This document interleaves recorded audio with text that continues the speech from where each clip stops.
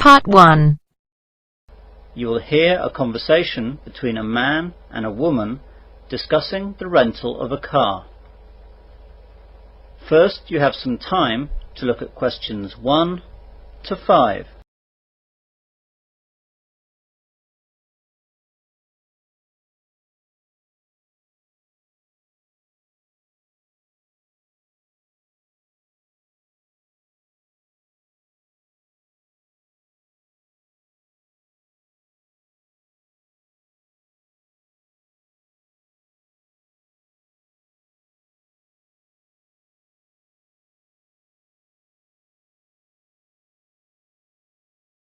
Good morning, sir. Welcome to Cheapy's Car Hire. Can I help you? Yes, please. I need to rent a car. That's no problem, sir. When would you like it? Tomorrow morning. Let's look then. Today is the 6th of August, so you'll need it on the 7th of August. That's right. Now, I'll just need to take some details from you, sir.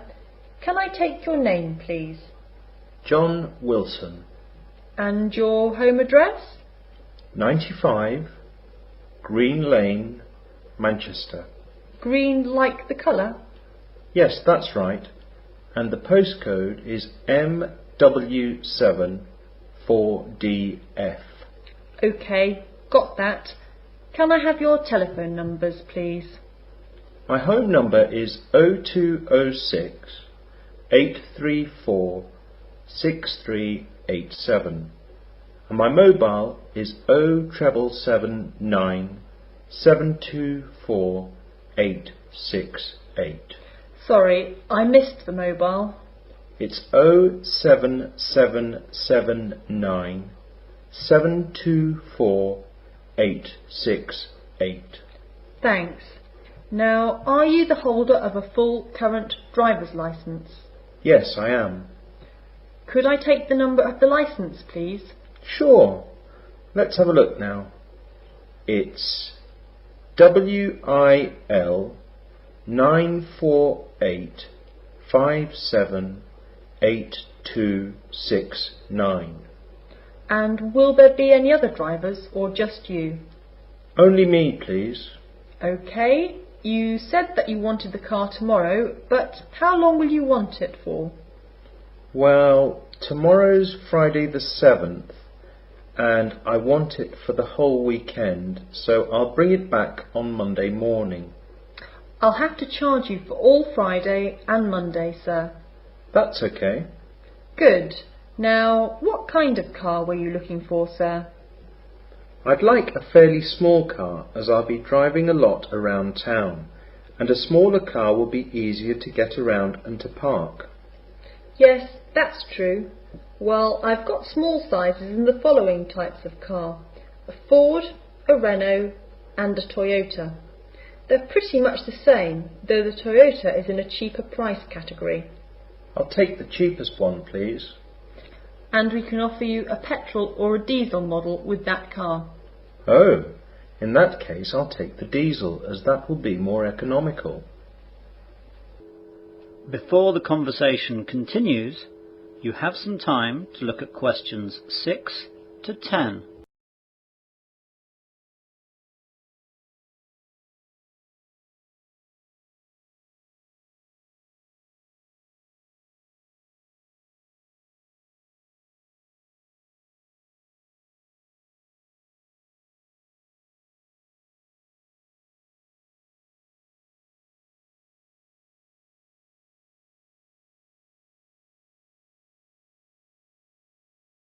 Now, how much will this cost me? Well, the daily rate is £50, but it's only £40 if you take the car for 4 days or more. Let's see. There's also an additional £10 for insurance. That's not obligatory, but we do recommend that you take the insurance. Yes, definitely. So that'll be £170 for the 4 days then. Fine. Where can I pick it up? You can pick it up here, at the airport, or at your hotel. Which hotel are you in? I'm staying at a friend's house next to the International Hotel. So, can you leave it at the International Hotel and then I can walk around to pick it up. I'll drop it off at the same place if that's okay. Yes, that's fine. By the way, if you have a breakdown or an accident, we'll supply you with a new hire car ASAP. Our emergency number is on this customer information leaflet, which also has other information. Here you are, and here is a spare set of keys for the car. Now, let me tell you about some things in the car that will be there to help you. First of all, your insurance documents will be in the glove compartment, along with a Wesley City map and the car manual. On the back seat, there will be a larger area map of the local district. If you need a map of any other place, like London, then give us a call and we'll make sure it's there. No, I won't need that. In the boot, you'll find a spare wheel and a set of tools in case you have a problem. We have membership with the RAC, so you can call them if you're really in trouble. The membership card and phone number is in the glove compartment too. There will be a small fire extinguisher under the passenger seat, but I hope you won't have to use that. Great. So where do I pay? If you go over there to Mr. Walker, then he'll sort you out. That is the end of part 1. You now have half a minute to check your answers.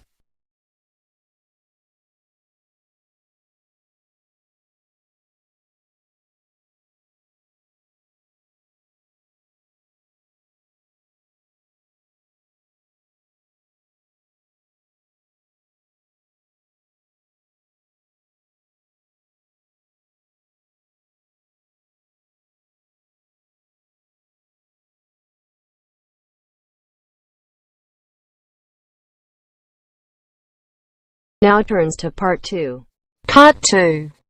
You are going to hear a radio presenter, Stu Lilker, who will tell the listeners that how Springfield Law got the unanimous vote for Lake City Code Enforcement Special Magistrate. First, look at questions 11 to 16.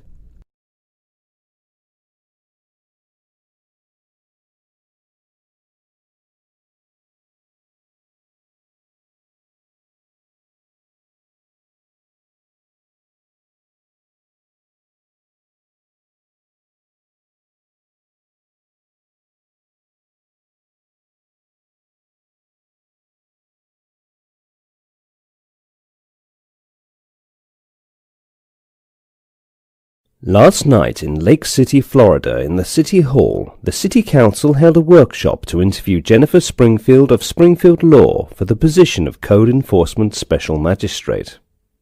Late in 2013, City Manager Wendell Johnson presented the idea of establishing a Code of Enforcement Special Magistrate who would sit in place of the community members of the Lake City Code Enforcement Board.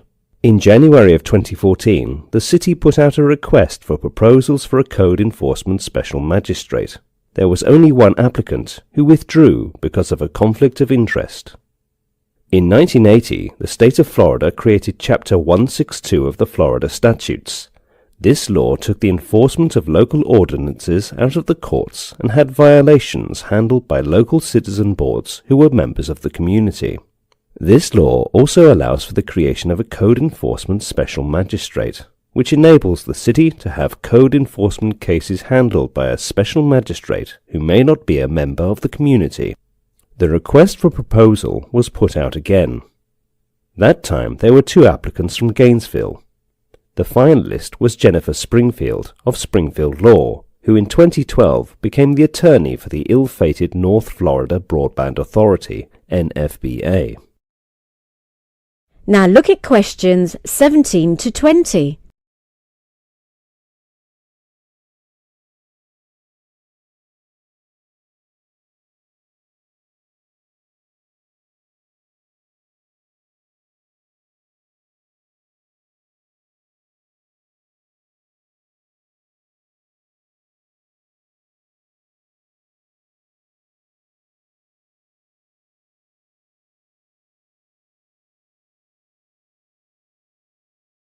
Ms. Springfield was the NFBA attorney while it was sinking into debt and was so unresponsive to the member counties, including Columbia County, that many pulled out.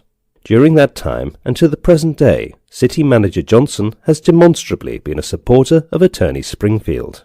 In her communication with Lake City, Ms. Springfield did not mention that she was and still is associated with the NFBA, a relationship that began amid much controversy in 2012. One of the Lake City's requirements for the Code Enforcement Special Magistrate was that the candidate be a previous member of the Code Enforcement Board or have had acted in the capacity of a Special Magistrate. Ms. Springfield did not meet that qualification. Another requirement was experience with municipalities of similar size as Lake City. Ms. Springfield did not appear to meet that requirement. The council asked only a handful of softball questions. In the list of requirements for the position, there was a statement that preference will be placed on firms or individuals based out of Columbia County, Florida. Throughout the whole process, not one council member asked City Manager Johnson why local firms weren't sent notices of the proposal. At the conclusion of Ms. Springfield's question and answer session, City Manager Johnson spent a comparable amount of time explaining to the council the theory of Lake City code enforcement.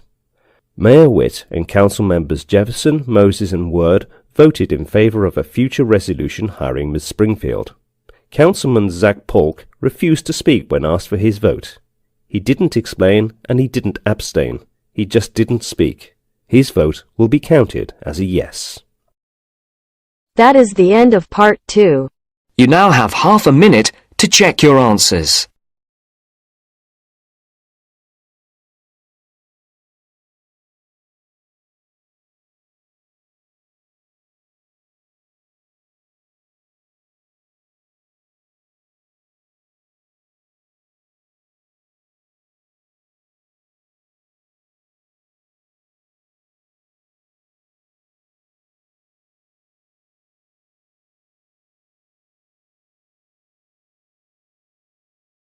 Now turns to part 3. Part 3. You'll hear a conversation in a university student services office.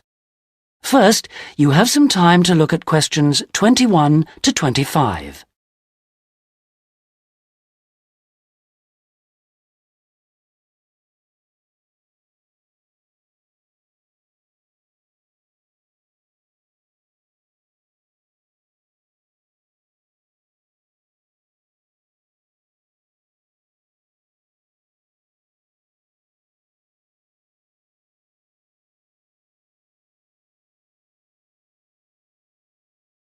Hello, I'm Dawn Matthews. Yes, hello. I've been referred to you because I'm inquiring about the refresher courses that you run. I'd like to find out a bit more about them. OK. Well, we run quite a few different short courses for students who are either returning to study or studying part-time. Tell me about your situation.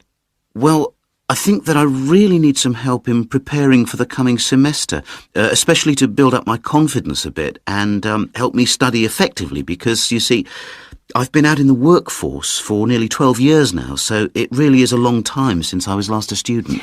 Yes, it can seem like a long time, can't it? Well, let me start by telling you what courses we have that might suit you. Are you an undergraduate or a postgraduate? Arts or sciences? Undergraduate, and I'm in the business faculty. Right then. Well, first of all, there's our intensive Study for Success seminar on the 1st and 2nd of February. Mm-hmm. It's aimed at students like you who are uncertain about what to expect at college and looks at a fairly wide range of approaches to university learning to motivate you to begin your study and build on your own learning strategies. That sounds good. What are some of the strategies that are presented? Well, we try to cover all aspects of study. Some of the strategies in writing, for example, would be improving your planning for writing, organising your thinking, and building some techniques to help you write more clearly. With reading, there'll be sessions aimed at getting into the habit of analysing material as you read it, and tips to help you record and remember what you've read. It really is very important to begin reading confidently right from the beginning. There's also advice on how to get the most from your lectures and practice in giving confident presentations, as well as how to prepare for exams. What about the motivational side of things? Well, there's a range of motivational exercises that we do to help the students feel positive and enthusiastic about their study. The process of learning and exploring a subject can lead to a whole new way of looking at the world, and the study skills and techniques that you build up can be applied in all sorts of different ways. Before you hear the rest of the conversation, you have some time to look at questions 26 to 30.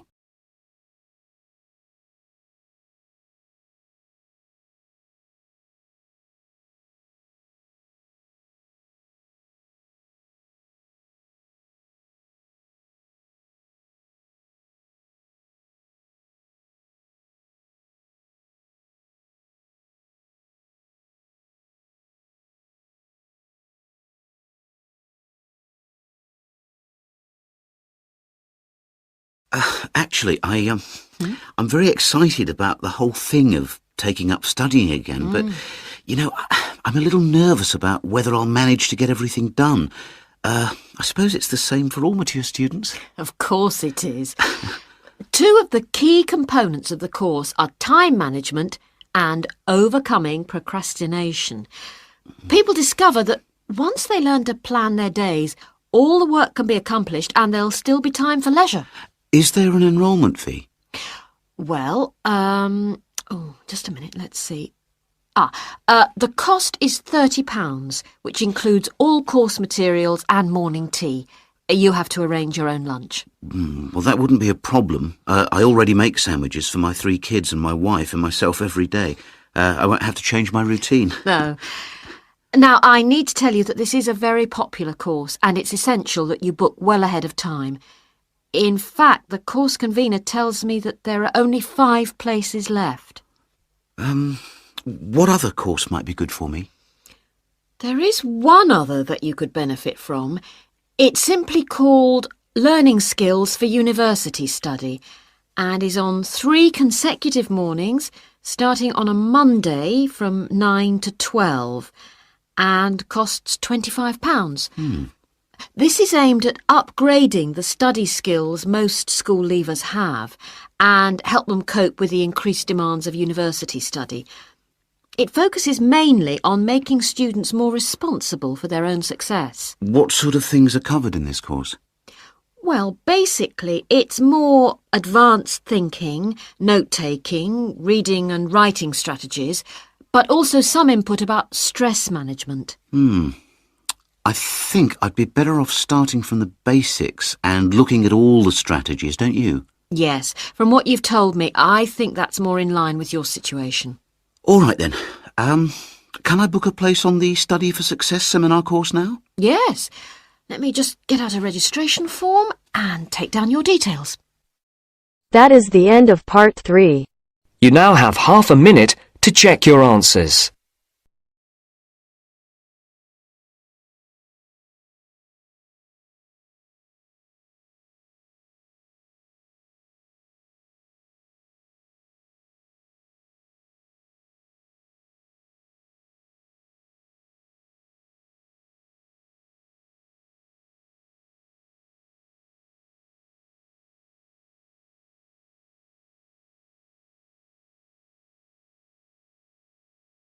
Now turns to part 4. Part 4.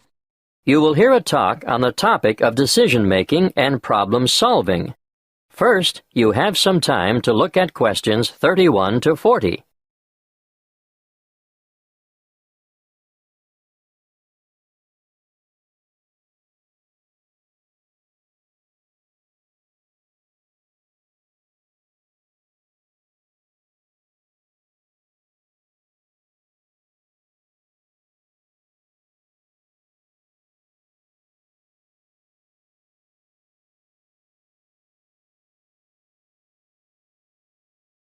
Good morning.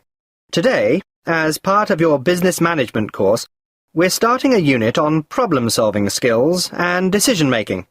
Let's start with a powerful decision-making technique developed by Edward de Bono in his book 6 Thinking Hats, which you'll find on your required reading list. The method works by compelling you to move outside your habitual ways of thinking. Often, success in business results from rational, positive thinking. But these approaches, used in combination with quite different ones, will improve the overall quality of your decision-making. Now, each thinking hat has a different colour and represents a different style of thinking. Let's start with the white hat. When you're wearing the white hat, you look at the information you have. You look at historical trends and try to analyse them. And you take account of gaps in your knowledge and try to fill them. On the other hand, if you're wearing the red hat, you listen to your gut reaction and instincts. You also try to imagine the intuitive response that other people might have. How would other people, who are unaware of your reasoning and all the facts at your disposal, react? That brings us to the black hat next. Black hat thinking, as its name suggests, is cautious and defensive. And you examine why something might not work. It all sounds very negative, but it is essential to know what the weak points in a plan of action might be. It permits you to alter your approach, eliminate problems, or at least be ready with contingency plans if the worst happens. After all, it is better to spot the fatal flaw and know the risks before you undertake a new enterprise. The opposite viewpoint, of course, comes with the yellow hat. It helps you to continue when the outlook is gloomy or the problems seem insurmountable. Think positively, and you'll see all the advantages and values of the decision and all the opportunities it brings. Let's look at what the green hat has to offer now. It stands for freewheeling, imaginative, inspired, innovative thinking, where there is little or no criticism of ideas. Original solutions to a problem are more likely to arise when you're wearing the green hat. Finally, the blue hat. This is the hat that the person chairing the meeting wears. The blue hat is in charge and organises the meeting. He or she can point activities in the direction of other coloured hats when required. For example, if ideas have dried up, the blue hat will suggest more green hat thinking. If there is too much exuberance and enthusiasm for an idea, the blue hat will ask for black hat thinking to ensure that any possible defects have been addressed. Needless to say, you can use 6 thinking hats by yourself, but it really comes into its own when participants with different thinking styles come together to make a sound decision. Now, another useful way to generate radical ideas or creative solutions to a problem is brainstorming. You're all familiar with the term brainstorming, and I'm sure you've all done it from time to time. But even in well-managed groups, sometimes big egos intimidate less confident participants, who in turn may feel pressured to conform, or are inhibited because of their respect for authority. What I would suggest in this case is a system called the stepladder technique. If you follow the flowchart on the board, you'll see there are just 5 basic steps. Firstly, members contribute on an individual level. The task is presented to them.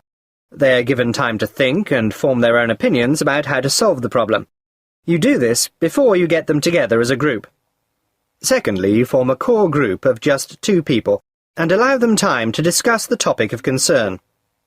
In the third step, a third member is added to the core group, but, and this is most important, that third person presents his or her thoughts before having a chance to hear the proposals that have already been put forward. When all 3 have explained their ideas, then they can consider their options collectively. In step 4, the same process is repeated. A word of advice here. Keep the group small to maximize effectiveness. You can limit the numbers to 4, or add more, but I wouldn't go above 7, not if you want a good quality decision.